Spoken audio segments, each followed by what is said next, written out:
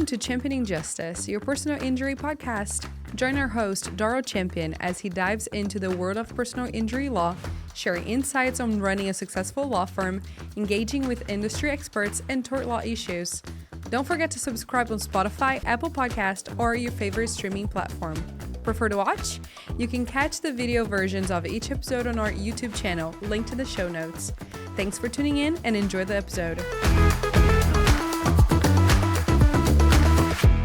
Thanks for listening to the Championing Justice podcast. My name is Darl Champion. I'm the founder and owner of the Champion Firm. We are a personal injury law firm based in the metro area of Atlanta. Today we have John Griffith. He's an attorney in Tennessee, in Franklin, Tennessee. It's just outside of Nashville. Is that right? Just south. Yes, sir. Just south. Excellent. Well, thanks for joining us. I was just up in Tennessee for my kids' spring break. We went to Dollywood. Oh.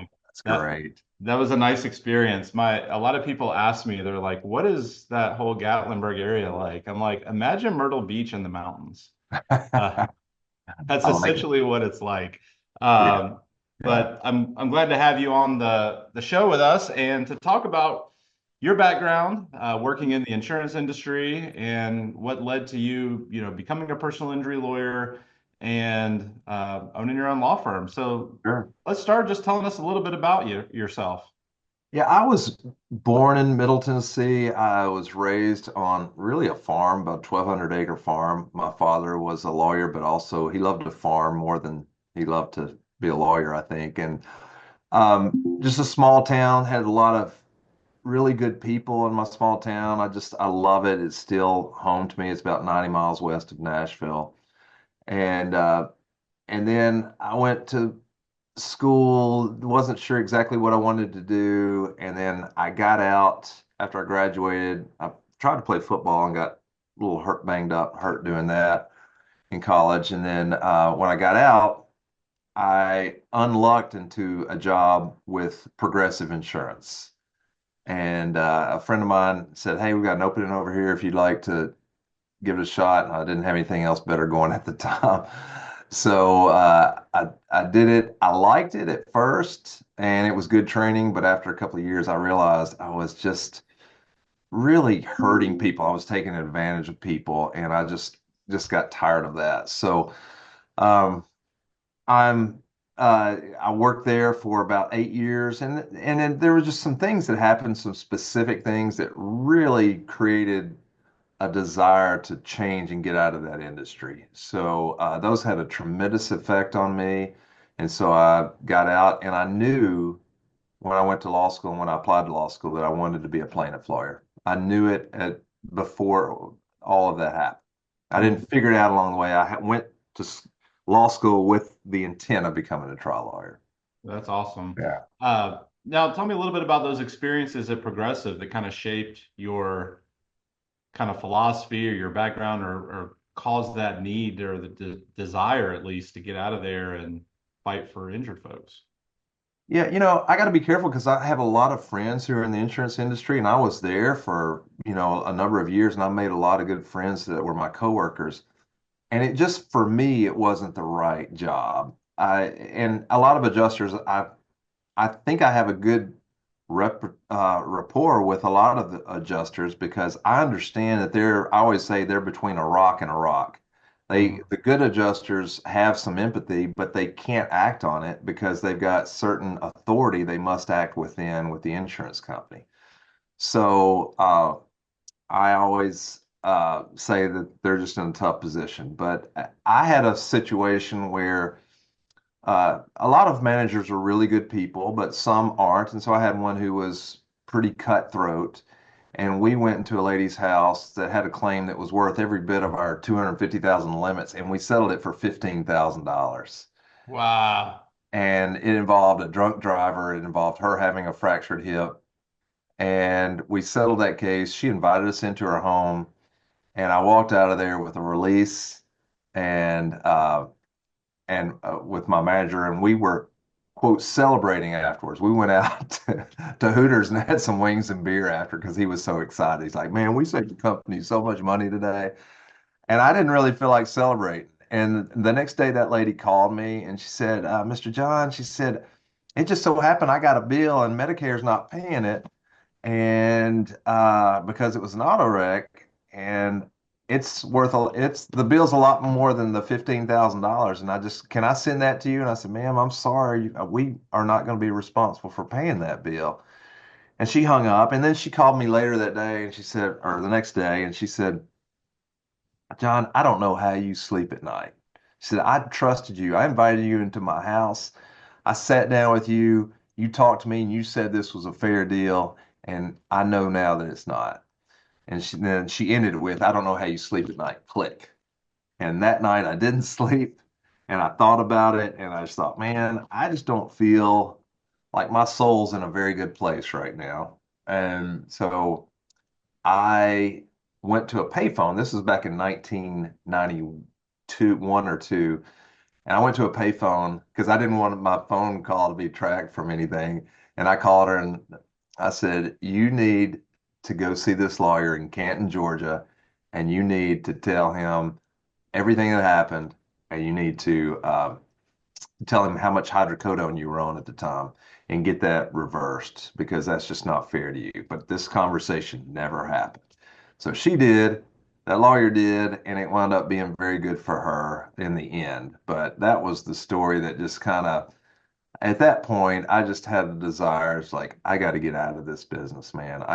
It's hurting me and I can't stand it.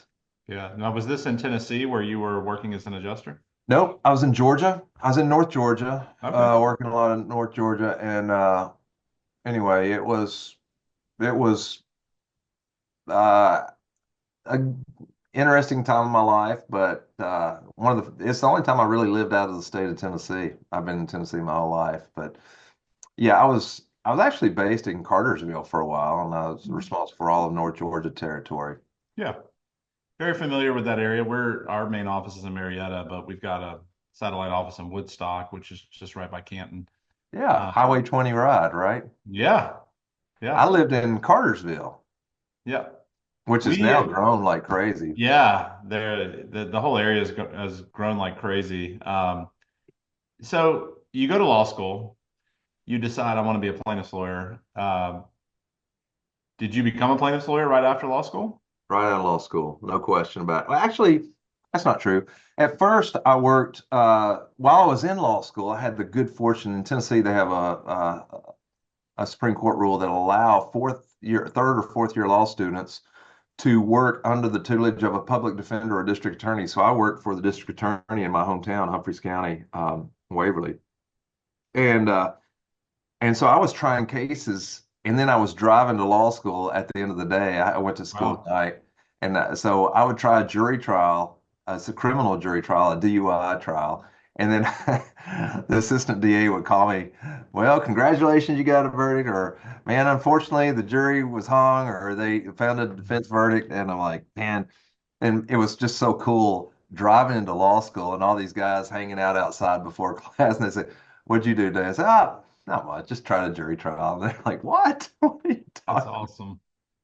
Uh, about? That was great fun for me, man. And I didn't have that much pressure. I was still scared to death, but I didn't have that much pressure because, like, it really didn't matter. I mean, it mattered if you won or lost, but the state's not going to fire you if you lose a case, sure, especially yeah. you're not even a certified lawyer yet. I mean, Yeah, I'm sure that was a great experience and it was probably fantastic. solidified your desire to be a trial lawyer.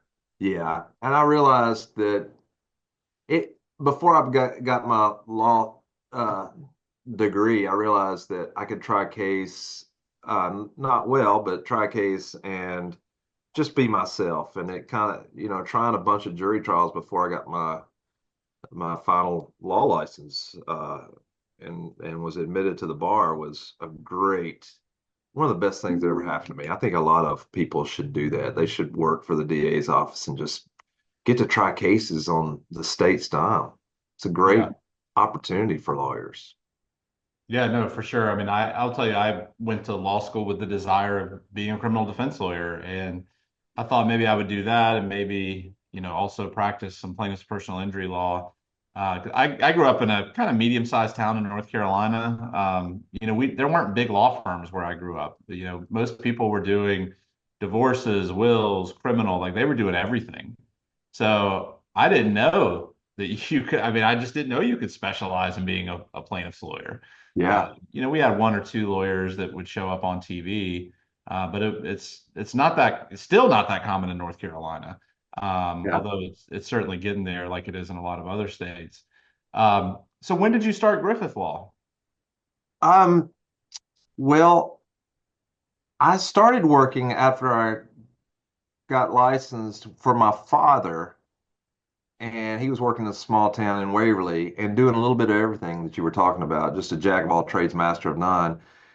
And I really love personal injury. I was drawn to torts and, remedies and civil procedure just in law school. I say, I could have taken 4 classes in law school and been doing all right, everything that I love.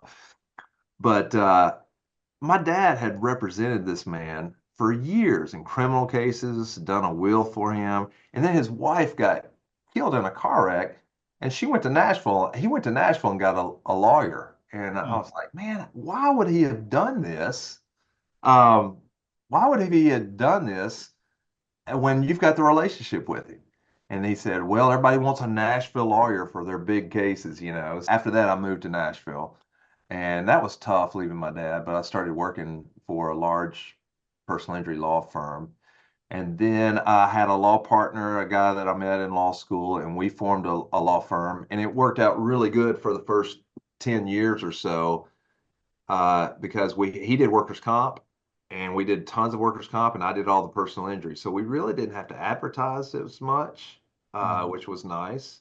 But we would get all the workers' comp through a factory, and then all that they would send their cases to us, and then they would know somebody who got hurt in a personal injury wreck, and we'd handle that. But in 2012, Tennessee had a change in the workers' comp law. So my law partner's business was officially, legally, I mean, just judicially removed. Wow. And the pendulum was really easily too far in the workers, perhaps too far in the workers' favor, but it swung way over into the employer's favor, way too far. Pendulum never stops in the middle. And I was like, man, what are you going to do to replace that business? He's like, I don't know. I guess I'm going to do what you're doing. And so I just said, well, anyway, it wasn't working out that way. So we split up and I was in downtown Nashville at the time. So I moved. I'm in Franklin. My wife said, why don't you just open an office in Franklin? You're here. And I'm like, yeah, why don't I? So I credit my wife with that, but it was the best decision because I'm closer to home. My wife comes by and sees me, brings the kids, and I'm home in 10 minutes. It's fantastic. And it's been a great location for me, and just Franklin's booming, it's growing. And Hmm. so I've always just said, I just want to own Franklin. If I can own Franklin, I'll be happy. We're expanding now. I mean, we've got 2 other offices, but we're everything's it's been a good move, and it's just good people here. We've got a lot of conservative people here, just kind of like-minded, and a lot of lawyers will tell you that the traditional lore is that conservatives aren't good jurors, and I'm a big of the reptile fame. I think all people are rule followers, Right. especially more maybe right-leaning people. They're rule followers. And so if you focus on the conduct of the defendant, you've got system failures, they're gonna give you just verdicts in those cases. So Yeah. And they don't I'm like it when they do not like when people don't take responsibility. exactly. And so I think as a lawyer, you know this, Darl, but we have the power of good lawyering. The right lawyer makes a difference. We have the power of focusing the attention on the actions of the defendant. And it's not the way things were done when I first started trying cases. There was more maybe an appeal to sympathy towards the plaintiff. That's gone. That's I always yeah, our clients aren't getting any sympathy. But I don't want them to have sympathy for the defense at the same time. And Right. so that's what, jurors don't know, for example, that defendants in car wreck cases are fully insured in Tennessee. We can't even discuss insurance Mhm. And so insurance is all over the courtroom, but nobody knows it. Everybody just pretends it doesn't exist. And I can't dispute the rule, but we just try to act within it. And we try to maximize ways to get that information out there. So that's, you know, not not unethically, but Sure. What you what know, what you what are can some tactics that you use to do that? I'll tell you something I do. My very first trial that I had in Nashville, there was a great seasoned lawyer, and he's still practicing today. His name is Barry Howard, and he's a good friend of mine. I love him. Uh, we had this trial, and the defendant had rear-ended the plaintiff, and so I prepared for trial. It was one of my first trials, and as a licensed lawyer, and I show up in court, and I'm just going to hammer the defendant on not taking responsibility. I'm like, man, we're going to wear him out. I can't believe he rear-ended us. Our client's just sitting still at a red light, and they blame us. How irresponsible is that? So they denied the liability for 2 years. Barry stands up in front of the jury and says, Your Honor, we are here to admit liability. We just don't think that the plaintiff should be given a blank check. And I was like, what? He can't do that. And I remember looking at the table and I'm looking at my feet. I'm like, I want to crawl under this table right now, and because I'd really focused most of my prep on that and not really on the plaintiff's damages. I mean, I had my medical proof and all that, but and I said after I walked into that trial at a ripe young age, I said that will never ever happen to me again. So now you know how it is, Darl. These most people don't know this. And when you're in a car wreck and you have to file a lawsuit because the insurance company's been lowballing you, they won't even offer the medical bills. You file the lawsuit, and their lawyers, the insurance lawyers, who appear to be independent but they're not, the insurance lawyers deny liability, and they Mhm. say, no, we're not at fault for this wreck. That's not us. That's not our fault. And so then I immediately send requests for admissions under Rule 36, and I state it in clear bubble language, as simple as can be. Admit you're 100% at fault. Admit the plaintiff did nothing wrong. Not the second one, and they deny that, deny that. Then you take the deposition, and they still might deny it without a valid reason. Well, the plaintiff, I think she might have stopped suddenly. Well, did you see her stop suddenly? Well, no. Mhm. And you didn't see her stop because you had your head down looking at your phone. And and then I do motions for summary judgment on liability. That way, the defendant can't stand up and say that. We can say, ladies and gentlemen, we sued them because they refused to accept responsibility. The court found as a matter of law that they're at fault. They've denied liability 3 times. And so we kind of get away with that with some of our judges, and it's the Yeah. right thing to do.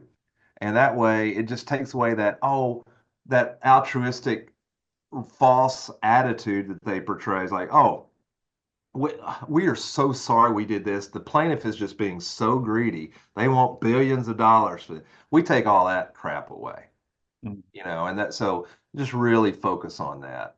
I don't know what the rules are in Georgia as far as those Yeah. type of pleadings, but Yeah, I we're not allowed to mention insurance. right, Our uninsured motorist law is kind of interesting because we have to sue the tortfeasor. Um, same. and so the insurance company, though, they get served with the complaint, the uninsured motorist carrier does, and then they have the option to either defend in their own name, in which event their name is going to be all over the case, right? Or they can Yeah. defend in the name of the driver. Now, normally, even if they answer in the name of the insurance company, they'll switch it at the last minute, unless it's like an egregious misconduct case. So maybe a drunk driver or something, and they just don't want to be associated. And they want to get up and say, we're just the insurance company. We're not this person. So those put them in a tough position. But certainly, I think everybody knows insurance is involved now, and I mean, plus, you go through it in voir dire with the questioning of the panel. Um, I had a case in Cherokee County a year or two ago, and the judge was asking who on the panel had State Farm, and a few people had made it into the court. They were supposed to be screened out before even getting into the courtroom. A few people raised their hand and said, I have State Farm.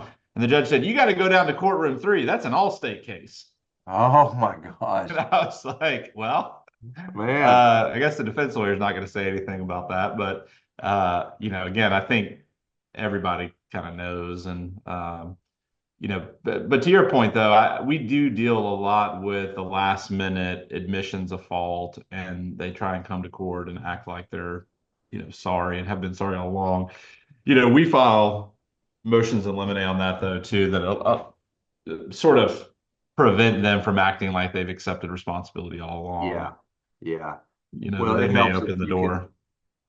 Most of the time, when you send requests for admissions under Rule 36, Rule 37 has sanctions. And so most of the time, they deny it. And then you take the depositions to prove it, and they deny it. And then they come to court saying that. I said, Your Honor, under Rule 37, they they were supposed to admit this. Nothing changed. Oh, I always ask them in deposition, is there any additional investigation you're going to do? Has all of your investigation into the facts of liability in this case been done? Or what do you plan on doing? I asked them if there was anything else, and they said no. And so what has changed? Nothing. It's just a trial strategy. And because of that, they should not be allowed to, number one, admit any type of sorrow or responsibility. And it should be that the court has found, not that they've found. They've just had suddenly this altruistic Sure. attitude. The courts, the court had to intervene and find them at fault. Yeah.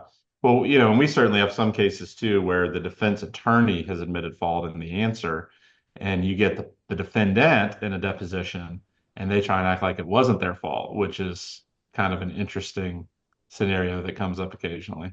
I have the reverse of that. I have the defense admitting or denying fault in the answer, and then the defendant himself admitting fault. We'll get those too. We'll get those too. And Yeah. then you show them the answer, and they're like, "Is this your answer?" To say, "No, that's not my answer." And the defense lawyers object like crazy. I'm like, "Man, that's just their. It's in their blood. A defense lawyer cannot admit fault most of the time. They just don't do it. It's Well, the other thing that's in their blood, and I cannot understand that. That if any defense lawyers are listening to this, I apologize for what I'm about to say. But they have the easiest job between oh, us and by them. I far, mean, all they do the same shtick every freaking trial. I hear the same analogies. I hear the same stories. It's the same slideshow. And what blows my mind is they don't take a tailor-made approach to each case. Almost every case is the same thing. The if they don't blatantly say it, the undertone is the plaintiff's lying and they're yeah, exaggerating. And I've had trials where that blows up in their face, and I'm sitting there and I'm like, how tone deaf can you be? yeah. And they still do it. And it's like they can't help themselves. They're gonna do it regardless. Yeah. I had a defense lawyer tell me, he said, he's from New York. He said, John, if a plaintiff's lips moving, they're lying. But to your point, I mean, a good defense lawyer can make a great difference, but and there's some good ones that I go against regularly that I have great respect for and that are actually friends of mine. But one of my favorite sayings is, I didn't make this up, but it takes a craftsman to build a barn, but any jackass can knock it down. We Yeah. have to build it, we have to prove it. And all they have to do, if I have a doctor's deposition or a plaintiff's deposition and I've got 2,000 pages of medical records, I still don't trust AI yet Yeah. go through those records, but I've got to go through every one of them because if you know this, Darl, one record can be taken out of context and can make your client look like a liar. You Yeah. know, And and that's what and they do. well, a quick example. This is fresh on my mind from last week. I had this lawyer who was asking my client questions. Said, "Have you had any neck pain?" She's got a neck injury in a wreck. "Have you had any neck pain in the last 6 months?" "Nope, I haven't had any." Like that's not my favorite answer. To the best of my memory, no, I don't recall any. But she said no, and then he whips out. No, he doesn't. He says, "Well, did you see Doctor So and So and tell him that you had severe neck pain?" And he says, "Well, according to this note, you did." And I was like, "Where's the note?" He didn't show me the note. I find the note based on the date later, minutes later, and it says, "Patient has severe tooth abscess with severe pain in jaw radiating to neck." And that's an example of how they take stuff out of context. And so I said, in accordance with Rule 106, I want to interrupt here and state this. And he said, "Objection, no speaking objection." I said, "No, you brought this out. I want to put this in context. you only gave half the story. You said the note had this. So I mean that's a judge call there, but and I'm Yeah. Well, yes. I mean, I had a mediation recently where the defense attorney was talking about all our clients' prior back pain, and there was a little bit, but it wasn't a ton. But most of the prior stuff had to do with gastrointestinal stuff that was radiating to her back, and a couple of visits for kidney stones. That's very Yeah. different. And their job is to distract, to confuse, and to, quite frankly, mislead the jury.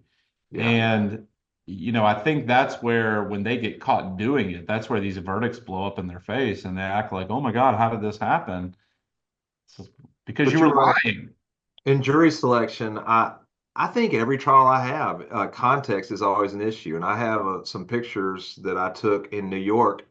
It's a picture of a pond, and I like if you look at this pond, it's this picture. It looks like you're in the beautiful countryside, but you're in the then you pull back and put it in context. You're in the biggest city, one of the biggest cities in the world, Hmm. and just putting things in context is a bit is our job as plaintiff Hmm. lawyers, and not let them mislead the jury because that's exactly what they do.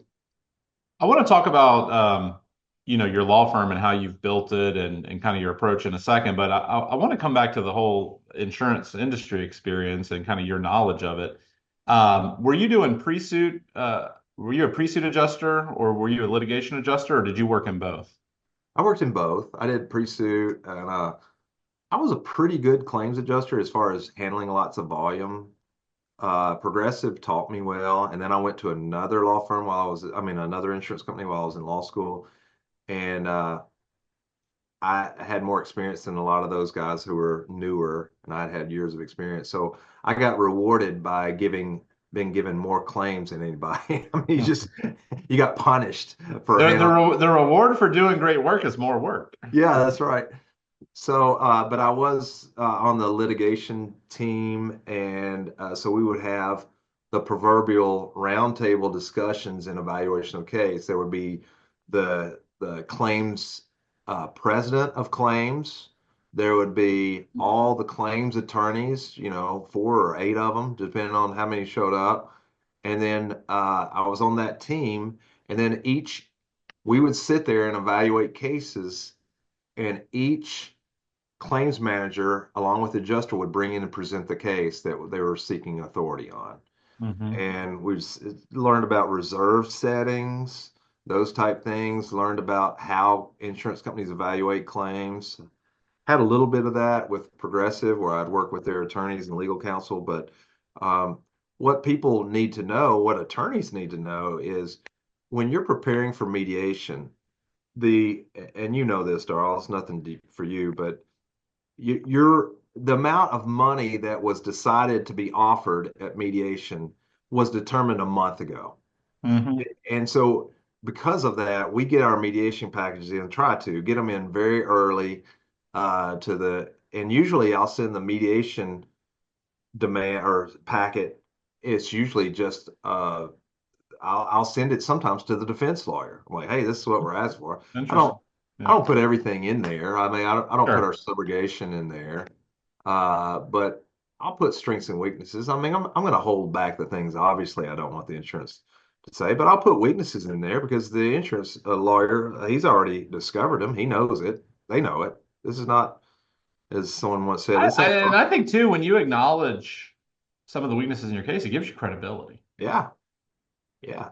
The I best defense lawyers to me, like when I'm shooting straight with them and they're acknowledging, yeah, like this is a problem for us, we agree, but hey, have you thought about this on your case? I'm more likely to give them weight for what they've said about my case if they're acknowledging the problems with their own, because it tells me that they're looking at this, although they are advocates, that they are looking at this objectively. But if they're Yeah, like, oh yeah, man, the fact that there were beer cans falling out of my client's truck and all this not a other problem. stuff, that's no problem, no problem at all. But your guy had back pain 10 years earlier. It's like, Yeah, dude, come on. yeah. Uh, well, so I will tell you, and this is my view of how the personal injury industry is kind of set up now. And you tell me if I'm wrong. Um, and now I've been a plaintiff's lawyer for about 15 years now. And before I started my firm about 10 or 11 years ago, I was at a very kind of boutique firm that focused mainly on like litigation and catastrophic cases. So I didn't deal with a lot of the cases that I deal with now, which I do deal with a lot of routine auto cases. It seems to me that at some point, insurance companies made medical bills and the amount of medical bills the single most important metric for claim value, at least pre-suit.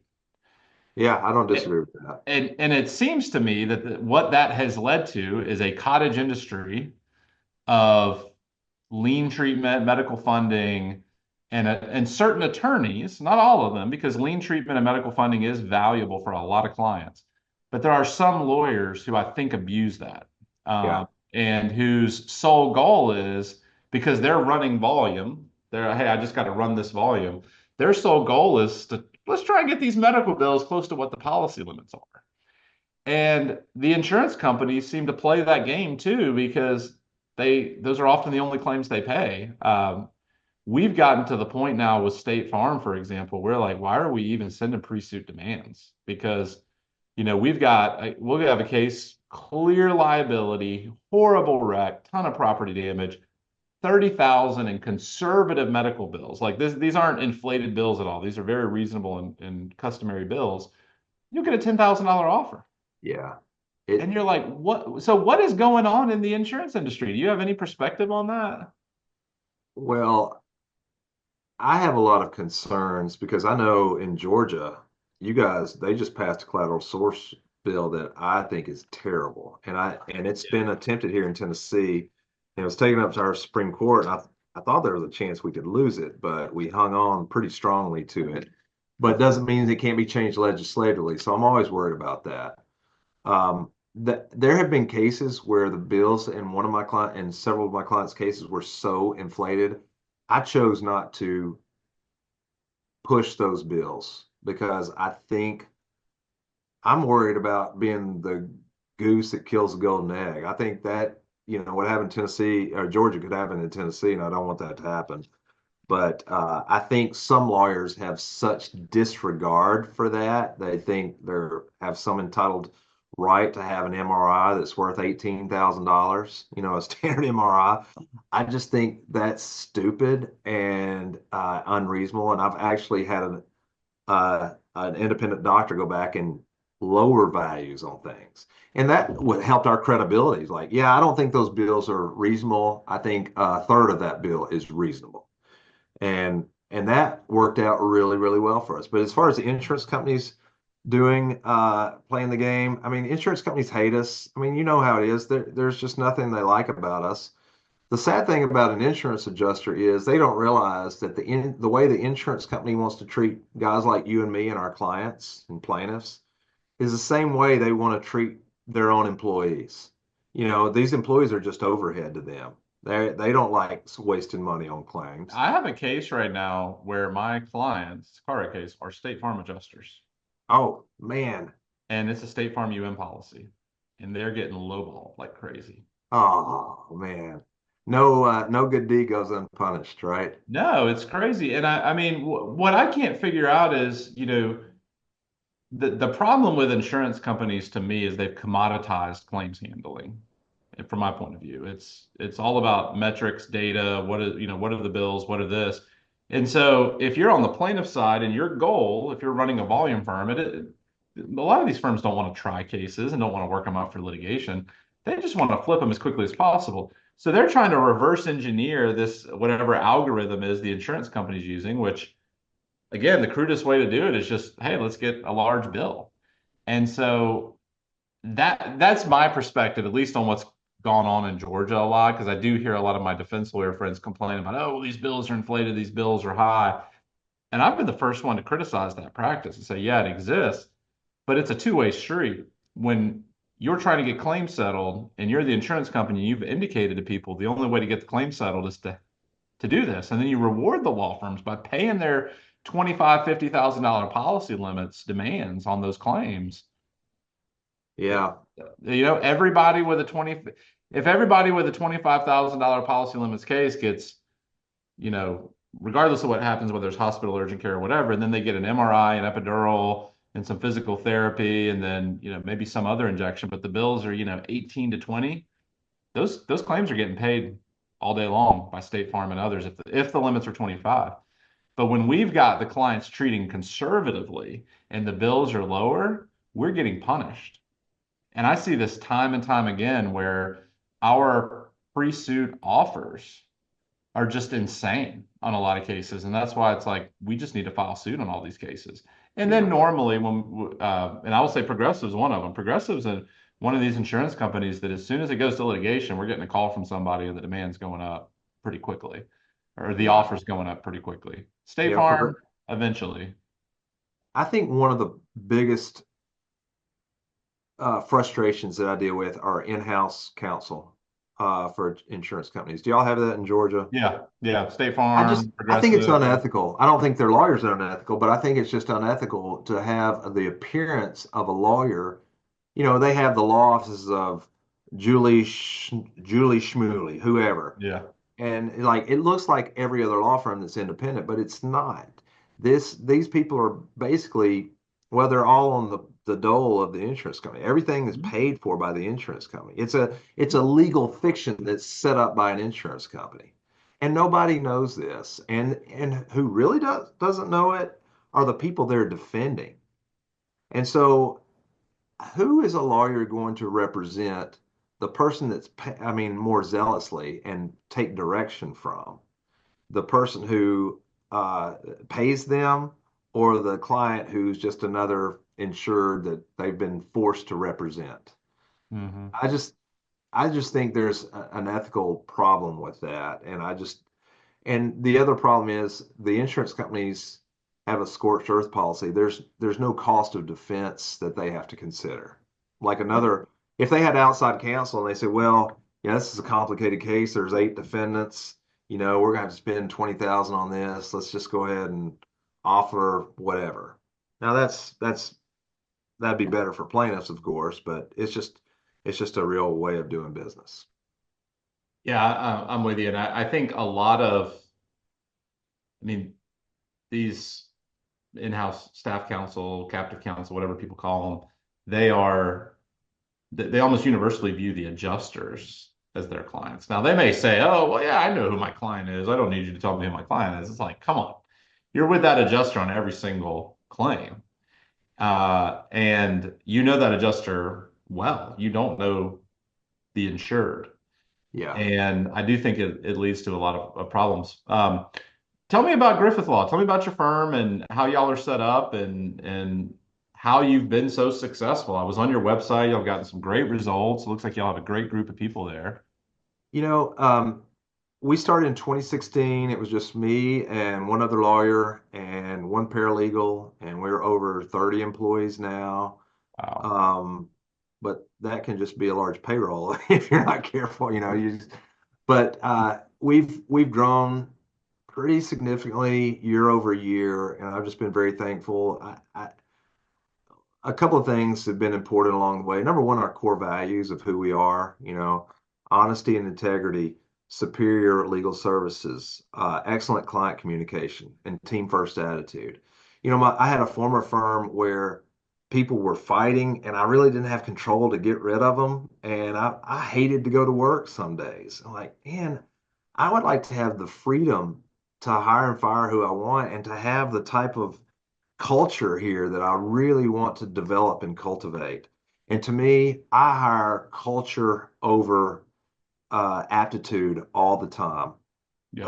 I go out and I look for people. There's one lady who works with us, and she worked at a restaurant and at a fast food place. And every time I went there, she was so friendly. She knew my name. Everybody else within that organization was coming to her as she was obviously a leader. And I was like, man, are you looking for a job outside of this? Because I would love to hire you. And she's been a great employee for us. And I try to hire her great attitude. And so that goes with attorneys, everything. I've had those culture killers, those gossipers, those halfway hanger-ons, and man, they are poison in your law firm. And I always tell people when I hire them, we are here Monday through Friday more than you will see us more than you see your spouse or your significant other. And let's at least like each other, or pretend to like each other, but be Mhm. very respectful of one another. So that's always been key. Um, we've, we've, as far as business organization, I've had just key people, and I've tried to be very generous to my key people. Um, I think, I think based on other lawyers that I roundtable with and go to mastermind meetings with, I think I pay more than most everybody. I'm very thankful for them. I'd rather have a smaller piece of a bigger pie. And so I reward loyalty, and I just, and it's hard to keep training people over and over again. So when I got somebody that's really good, I really want to keep them here. I want them to be happy here.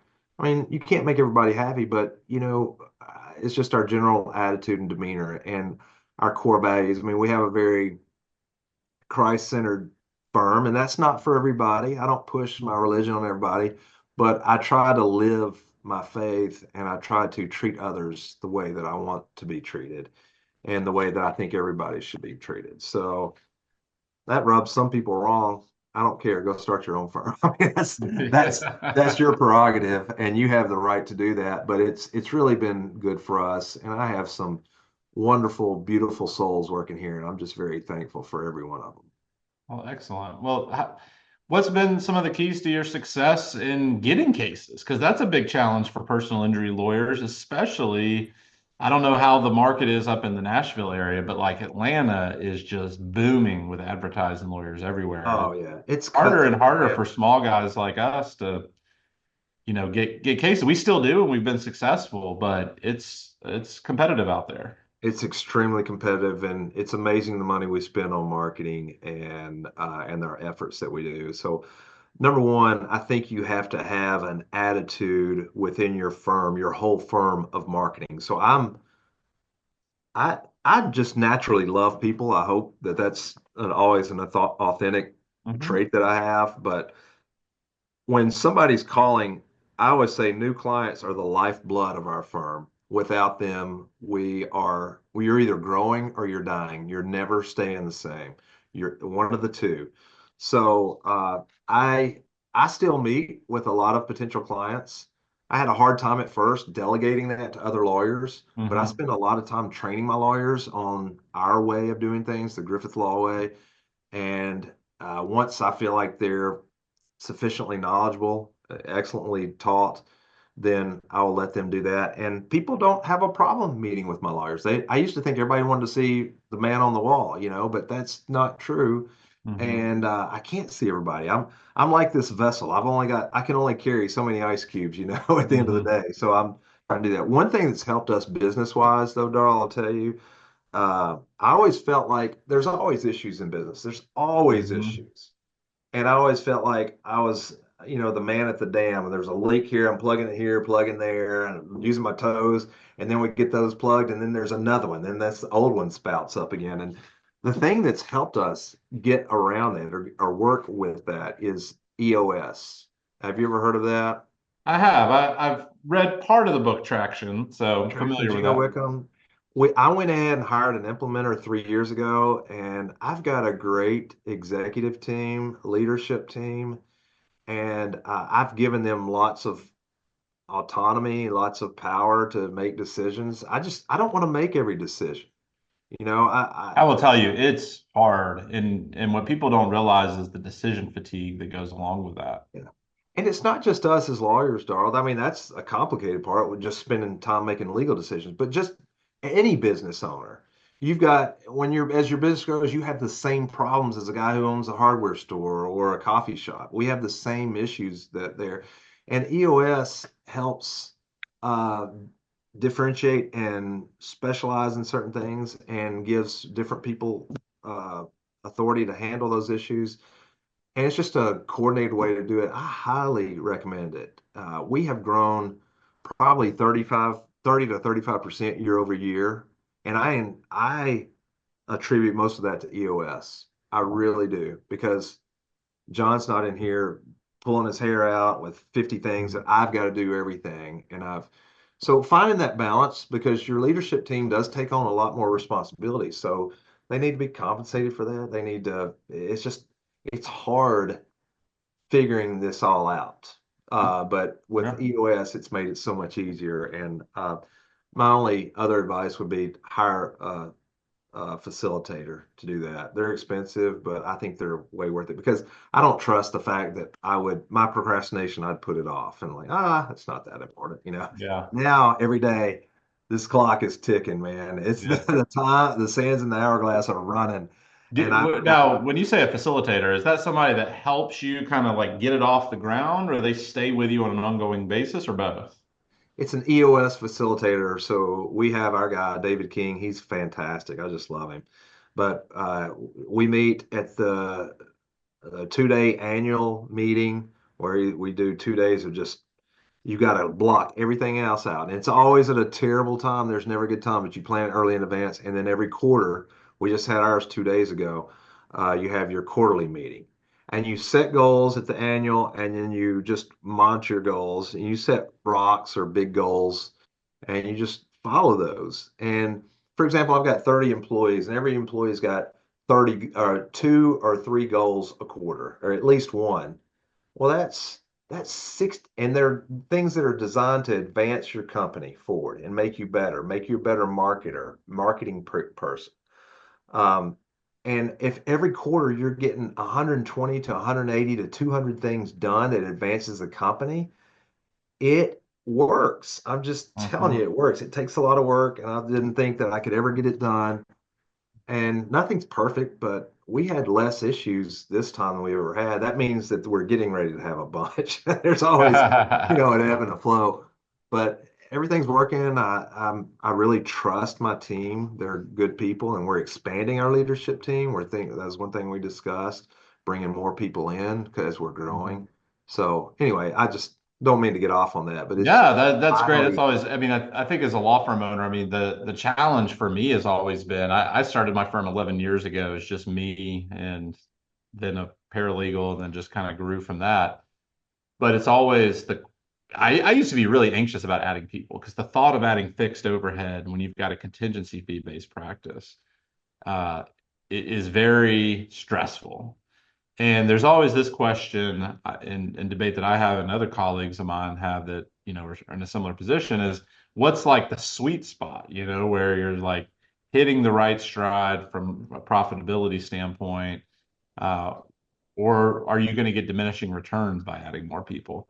And, I don't think we've had diminishing returns by adding more people. If anything, I mean, I think it's um, certainly benefited us not only on a profit level and a revenue level, but I think as I've gotten more experienced as an attorney and getting a little more gray in my hair, the things that I'm more interested in are different than I was 10 years ago. 10 years ago, I was fine doing everything. I enjoyed that. But now, I've got a 7-year-old son, I got a 12-year-old daughter, they've got stuff going on. I want to be present for them. And um, if you build a firm that can run without you having to make every single decision, that can actually make your life better. So I always tell people having more employees can actually be less stressful because you're not the one having to do everything. yeah. I had this false, I was just, I don't know what's wrong with me when I was in my 30s and early 40s. I would say I took pride in the fact that I could outwork anybody, and then I lost my first family, through divorce and like, man, pain is a big teacher sometimes. And that really hurt, being away from my kids, that was terrible. And so now those things are not, I mean, I still work hard, but I don't work hard for as long unless I've got a trial. Trial is everything's off the table. I had a med mal trial a couple of months ago, and man, I was working 16 hours a day. I wish I could do it for less than that, or I was working 18 hours a day. It was Well, just, here's what I tell people too, though. If you're working hard on something you're passionate about too, like it's a med mal case that you're really passionate about and care about, and you believe in the client, or a car wreck case where you really believe in the client and they're getting taken advantage of, that helps a lot. yeah, Versus if you're just grinding away on a case and you don't really like the client or you don't want to be working on it, being at the office on a Saturday or Sunday sucks in that Yeah. scenario. But when Awesome. you're fighting for something you believe in and to be there, there's times I've been in the office on a Sunday and like, yeah, I mean, it's great to be with my family. But when I'm working on something I'm really passionate about, I'm like, I'm all in and it feels great. And you got to have that balance though. You can't do it every day. I love trials, but I have a meeting with my family before everyone. I like, Daddy's got a trial. I'm going to be gone. You know what it's like. I said, but we're going to celebrate next Saturday, a week from now, and win, lose, or draw. You would think that I won $1 billion judgment no matter what happened because I'm happy to be back with my family. I've learned not to come back and like, if you didn't have a perfect result or something, it's great when we win, but we don't always happen that way. And when you don't, it's like, man, don't get in there, John. I don't want anybody ever doing that to me. I'm like, no, man, I'm blessed. I'm extremely blessed that, we did okay. It could have been better, but we did better than what the insurance companies offering, but it wasn't, spectacular, or it was That's great. great. That's a great Yeah, mentality to have. Great yeah. attitude, yeah. I'll tell you one other thing that's helped us, Darl, too, is just from a attorney management or law firm management, is when we switched to Filevine, now we had a bunch of data that we could monitor, and Kirby in my office has done a fantastic job monitoring data. And I don't want to be one of those just a numbers guy, but the two things that I get calls from Morgan clients all the time who want to fire them and hire us is they don't hear from their lawyers or their case takes forever. Those are the two main criticisms and complaints that people give about their lawyers, any personal injury lawyer. And so we can have direct control over our communication. So that's one of our core values that we live and breathe by is excellent client communication. So that's something that I should not hear about. But secondly, uh, shelf life of the cases or how long it takes.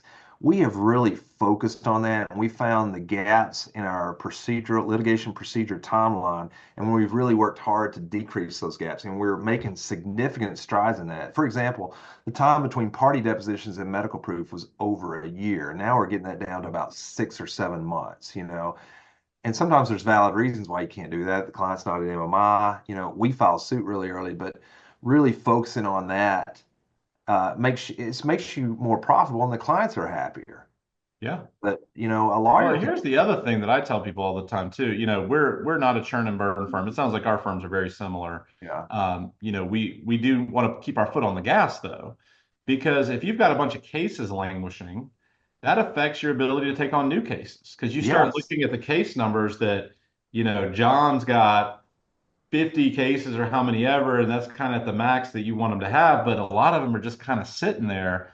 If John had gotten those cases resolved, he'd have some bandwidth to take on some yeah, more stuff. And then maybe you don't have to hire somebody else to come in and do this. And it's the same thing, and it has a huge trickle down effect. And I always preach to people that in our business, one bottleneck can lead to another bottleneck, can lead to another bottleneck. You take a few extra weeks to request the medical records. You take a few extra weeks to follow up when you don't get that initial response. You then get the records and then don't really follow up and review them to make sure that they actually sent everything. And then you want to have that before you do this deposition, and then you don't request that deposition. And the next thing you've taken what should have maybe only been a 1 month process and made it potentially a 3 or 4 month yeah. process. So that's perfect. That's exactly right. And one thing, for example, we've got our discovery uh, response deadline timeline down very low. We've shrunk it by over a third because think about this. We go against the same insurance companies, the same defense lawyers. It's a car wreck case. It's a You rear-end know case. exactly what they're going to ask you. We've already got it. So we give it to Yeah. our clients at the time of intake. If we know that, say, hey, there's just some questions you're going to have. Go ahead and get it to us. We have had, we've got several examples of where the defense lawyer sends us discovery and we send it back in less than 5 minutes, fully answered. Wow. And they're like, man, but you know what? I'd say don't stop there. Say, hey, here's your discovery responses. I would like to go ahead and depose the defendant. here are dates 4 to 6 weeks out. Please provide the earliest opportunity. Well, gosh, I can't do it that quick. Blah, blah, blah. And like, okay, when they respond no, give them 6 to 8 weeks out from that date, and then you give them 8 to 10 weeks, and then after the third or fourth week of not doing that, I'm like, okay, is it something we want to push? Do we want to? I don't try to be a jerk by any means. What goes around comes around, but I'm always like pushing the next step. Whatever the stage is in litigation, you've got to be working that stage and thinking about the next stage. You got to be pushing the next stage. Yeah. Like mediation. And one of the biggest problems we found was mediation. You know, you go to mediation and everybody acts like, oh, well, that's the day the case is going to settle. What if it doesn't? So there's nothing to compel a defense attorney to settle more than having a doctor's deposition set right after the mediation, like 2 weeks post. Because if you wait till after the mediation, they say, okay, tomorrow we're going to reset this, and then you're 4 to 6 months out. It's going to just take forever. So go ahead We and do that push all the time, John. We do that. Yeah. I mean, and it's even worse when they want to do an early mediation, right? Well, let's hold off on this. Yeah. Well, I'll hold off and not do something maybe until the mediation itself, but we're going to go and have this on the books so that these depositions are set for right after that mediation set in. Because if we don't settle, I don't want to be sitting around waiting another 3 or 4 months for the dates. Well, you and I are in the minority, brother, because most people don't do that, and that's an excellent practice. And I think every attorney should be doing that. The other thing that's driven me nuts is, yeah, look, I get that you want to have full and complete discovery responses, and it depends on the witness and the type of case. But so many times I've had associates working with me, and they'll say, "Well, I'm still waiting on documents. They got to respond to my 6.4 letter," and I'm like, "Look, even if you think you need those documents, go ahead and set it. Set the deposition for a date by which you think you'll already have the documents." But in a lot of these cases, like a car wreck case, or other ones, I just go ahead and just full speed ahead, do the deposition. I then use the deposition to find out all the stuff they didn't give me. Oh, yeah, I gave a statement to my boss at the scene. Oh, yeah, I took a drug test after. Until you start, yeah, I love baseball. And there's, saying in baseball, good things happen when you put the ball in play. When you do things in your litigation cases, good things happen and things start moving and they start realizing stuff. When you're just kind of sitting there shuffling some papers around, nothing's happening. Yeah. Or you're not working your case. That's the worst. So. Well, one more question before we go, John. I love asking lawyers this question. What predictions do you have? It could be one or it could be multiple predictions for the future of the personal injury industry. Could be something marketing related, firm structure, what the consolidation of firms, could be anything firm related or claims handling related. I think the insurance adjuster is going to be largely replaced by AI. Interesting. I think the ability to output on the plaintiff side is going to be reduced largely by AI. I have a very good lawyer at my firm, Josh Cantrell, and he's written a book on AI for lawyers, and I got a website for that. And it's amazing some of the things I was working with this morning. I've got a complicated construction case. I'm like, give me some good ideas, blah, blah, blah, for this case. And it comes up with things that are just very good, concise, very well written. And, but I don't think as far as plaintiff lawyers or defense lawyers, there's going to be any change. I think we have good job security. Oh, for sure. Because what we do, what good lawyers do is a very good skill. I mean, the right lawyer, this, can make a humongous difference in your case. And the ability to go to trial and being a good trial lawyer. I worry about the younger lawyers because they're not getting as much trial experience. For many reasons, we went to trial all the time. I would try 4 or 5 civil jury trials a year. Now I'm trying maybe 2 a year, and that's pushing it. And I've got a list. I would pan the camera over, but I got a list between now and February of next year. I've got probably 14 cases set for trial right now. Wow. Some of those are going to go. And so anyway, my prediction is just that. I think the claims adjuster is going to be almost fully automated in the future. So I don't know what that. I feel like we're dealing with a brick wall right now, so it may actually be better to deal with. Well, they don't have much autonomy. I mean, everything they've done is given from above. All they could do is they're really document processors, and they got to get permission from somebody else. So I mean, I just think that's maybe not anytime soon, but in the next 5 to 7 years, I think there's going to be some significant changes in the way these insurance companies do business. And so that begs the question, what does that mean for us? I mean, for settling cases, I don't know. I don't know. I think it means more lawsuits. And I think that, for me, the value in a lot of our cases isn't the medical bills, it's the pain and suffering. And insurance companies they don't do a great job of that, even in litigation, but they're better at it in litigation than they are pre-suit, because you could say anything in a demand letter. Like, the insurance company doesn't care. They're plugging in those data points, those numbers, and it's spitting out a number, and that's it. Yeah. I get to where my demands are extremely short and sweet. Nobody really reads those, I don't think, that much. But anyway. Well, thanks for joining us, John. If people want to look you up, what's the best place for them to find you? GriffithInjuryLaw.com, Franklin, Tennessee. We're just having a good time and just trying to help and love on people and make their lives better under bad circumstances, just like you. So awesome. Well, thanks for joining us, John. We appreciate your time. Thank you, Darl. Appreciate it. Thank you for joining us for the Championing Justice podcast. Please rate, review, and subscribe, and we'll see you next time.